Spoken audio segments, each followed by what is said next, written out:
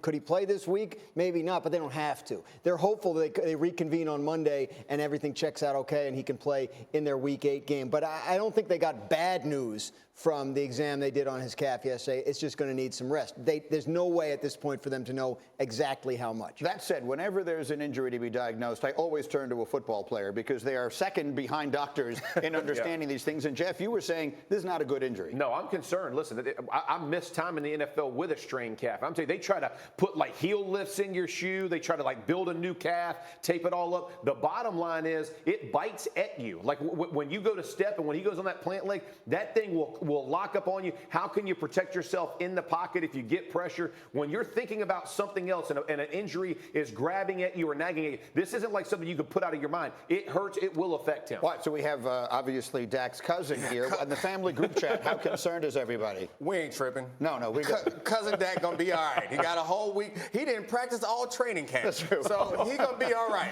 He going to take this week off. He might take next week off, too. Then he going to show up on the following game against Minnesota and throw 5 touchdowns because that's what cousin Dak does. I'm having flashbacks to every day in August. How concerned are you about Dak's injury? That was pretty much this entire show. That's interesting, though, because in training camp, they were saying, we're not concerned, he'll be fine. We're not. Yesterday was like, we're optimistic. Right. They're not saying we're not concerned, he'll be fine. They aren't sure, and I think that speaks to what you're talking about. But in the family chat, it's different. Yeah, that's where they're at. We're positive in the meantime. So that is what it is. We'll see what the latest with the injury is. If Mike McCarthy is not handling or managing situations as this season goes along, then I'm stupid for thinking that a coach is going to continue to get better. I understand what RC is saying, especially on the 4th and 1 situations in the game, kicking field goals, and obviously the clock management issues have come up. And that's a valid point. But the bottom line is there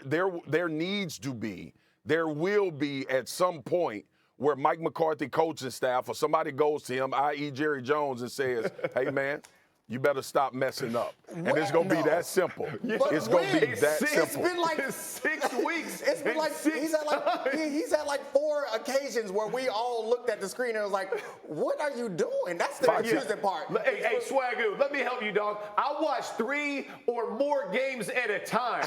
I could glance up at the camera and go, nah, bad call. I don't know what he's doing. We call these dudes in the locker room can't get right.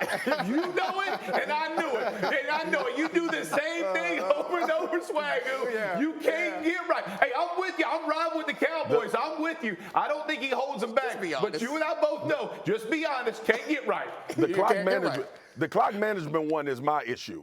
Like a coach determining the 4th and 1s and all of that. I don't know what goes into that thought process, but the clock management one, which has stopped showing up, thank God, is the one that I was more concerned about. It's a decision premise on some of these calls and things that he's not going for. But if we see clock management again, I'll start to go in that same vein with RC. But he doesn't call the offense. Right. He doesn't call the defense. Clock management is effectively on game day his entire job. So on Monday morning, after he has the team meeting and then the offense goes to their meeting, defense goes to his meeting, I want him to go to his office and just watch games and then pause it and ask himself, all right, what I do now? Just bring yourself through some scenarios. Every day, some scenarios. Do you remember after Green Bay fired him and he was out a year and then he come back in and all we heard about was, he's studied analytics, he's all this and this and this.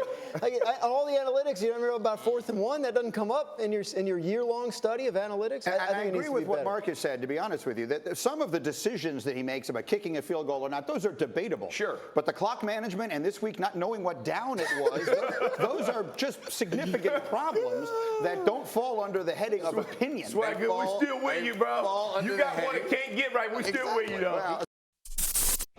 Thank you for watching ESPN on YouTube. For live streaming sports and premium content, subscribe to ESPN+.